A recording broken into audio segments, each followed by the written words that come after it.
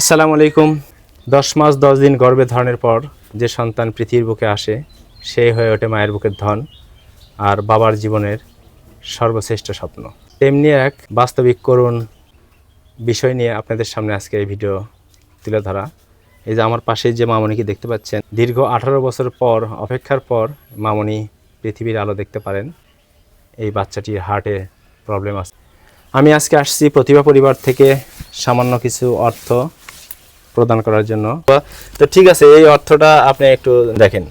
তো প্রিয় বন্ধুগণ, যেমনটি শুনছিলেন, তো আমরা সবাই মানবিক দৃষ্টিকোণ থেকে এবং সামাজিক দায়বদ্ধতা থেকে আমরা এই ছোট্ট সোনামণির পাশে দাঁড়াবো, যাতে ওর সুন্দর ভবিষ্যৎ এবং সুন্দর চিকিৎসা ব্যবস্থা করতে আমরা যাতে সক্ষম হই, এমনটাই প্রত্যাশা আপনাদের কাছে।